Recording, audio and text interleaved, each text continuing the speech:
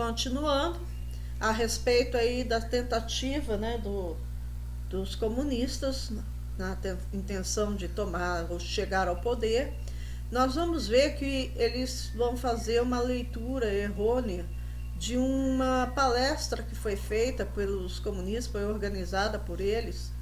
E nessa palestra, né, quem vai fazer a abertura é o jovem Carlos Lacerda. Esse cara, ele vai se tornar mais tarde, né, o principal rival de Getúlio Vargas, lá no segundo mandato de Vargas, na década de 50. Então guardem o nome dele aí. E ele, nessa época, em 35, ele era só um jovem tímido que subiu lá no palco do ANL para discursar para uma população que tinha comparecido em peso, em massa, cerca de 10 mil pessoas, e eles achavam que ele estava arrebentando na boca do balão, que eles estavam com toda a população os apoiando, né? Eles fizeram dessa palestra, com um comparecimento muito elevado de pessoas, de 10 mil pessoas, eles fizeram vamos dizer assim, um diagnóstico, acreditando que a população em geral do Brasil estava apoiando o movimento comunista. E ele fez lá um discurso e passa a palavra para o Luiz Carlos Prestes, que aí a população, quem estava presente, né, foi ao delírio, porque tinha ele aí como grande líder no Brasil por causa lá da coluna Prestes. Bem, aí esse movimento ele ganha força principalmente na região do Nordeste, e no Rio de Janeiro. E lá em Pernambuco, né, Recife, aliás, né, em Recife, na cidade de Recife, eles vão acreditar depois dessa palestra que se eles insuflassem a população numa revolta armada, eles conseguiriam tomar o poder a partir da cidade de Recife. Aí começa lá um estopim na cidade de Recife, e esse estopim espalha para Rio Grande do Norte, em Natal. Então vai ter, vamos dizer assim, dois focos, né, de incêndio comunista no Brasil, um em Recife e outro em Natal. Aí o governo do Vargas, né, através dos interventores, eles conseguem sufocar essa primeira tentativa, que na verdade, gente, eles achavam que eles iam para as ruas, né, conclamando o povo para a luta, e o povo não compareceu, o povo olhou para eles, quem é esse povo aí louco, gritando aí? O povo não deu a mínima para eles. Aquela leitura que eles fizeram do povo comparecer na palestra, que levou eles a pensar que teria esse apoio popular. Mas o povo, gente, estava nem aí, muitos nem sabiam do que se tratava, pelo que eles estavam lutando, gritando nas ruas.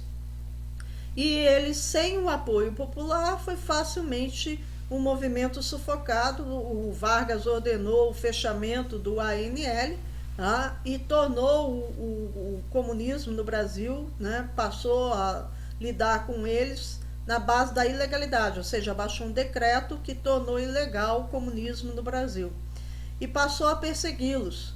Aí o Luiz Carlos Prestes, que se encontrava no Rio de Janeiro, ele pensa o seguinte: aqui no Rio a coisa vai ser diferente, aqui o povo vai nos apoiar e vão ver que nós estamos sendo perseguidos, né?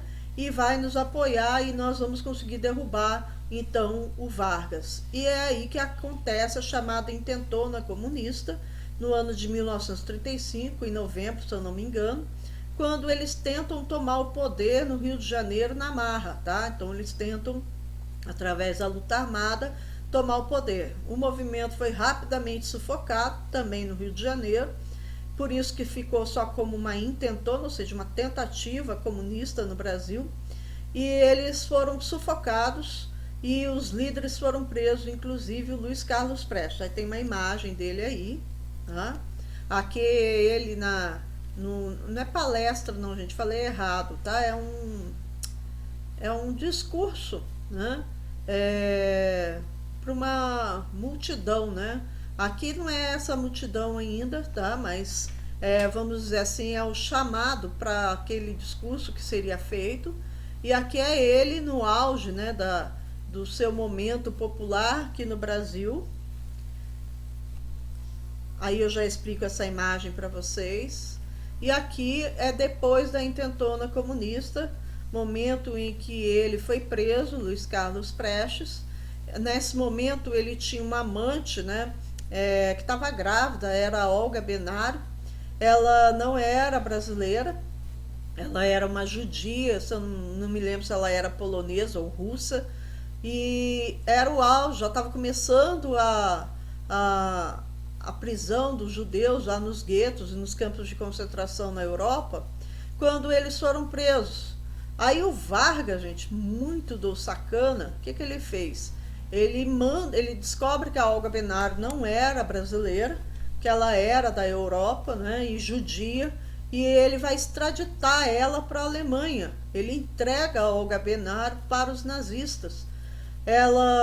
Foi feito um acordo com os nazistas que deixasse ela ter a criança, e depois que ela tivesse a criança, entregasse para a avó, para ser cuidada pela avó, e depois ela seria presa no campo de concentração. E foi o que eles fizeram, tá? Eles levaram a Olga Benário, entregaram na mão dos nazistas, esperaram ela ter a criança e entregaram para a avó, e ela foi extraditada para um campo de concentração onde ela acaba morrendo. E o Luiz Carlos Prestes, ele vai para a prisão e depois ele, se eu não me engano, ele é exilado novamente e só retorna depois que o Vargas sai do poder, né? Ele ainda sai de boinha da situação. E aqui, gente, são os integralistas, o A e B, tá? Aquilo que eu falei para vocês, passaram a usar uniforme, né? Calças escuras e camisa caque, muito parecido com o uniforme dos fascistas na Itália, né? A gravata era calça verde musgo, com a camisa caque e a gravata verde musgo, as cores da bandeira do Brasil aí, no caso, né? A calça. Eles estão com as mãos levantadas, eles estão cumprimentando o Duce, Sora? Não. Eles tinham um cumprimento que falavam a palavra Anauê. Então eles eram nacionalistas acerbados e procuravam enaltecer tudo que era nacional, tudo que era originário da própria terra do Brasil. E utilizavam palavras também indígenas, como o Anauê, que era um cumprimento, tá? E levantavam as mãos em saudação, muito parecido com os nazifascistas, tá? Copiando mesmo eles, tá, gente? Não é que copiando mesmo, literalmente. Tinham uma hierarquização, né, na sua organização paramilitar, só não eram de andar armados em público, né, como tinham armas e tudo, mas não andavam armados em público como os fascistas e os nazistas lá na Europa.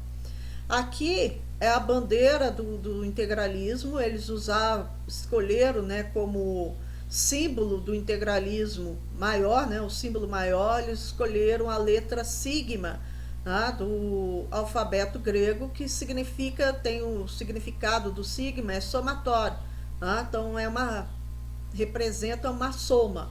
Tá? Então eles estão dizendo que nós estamos somando o nosso coletivo para o bem maior que é do Estado brasileiro.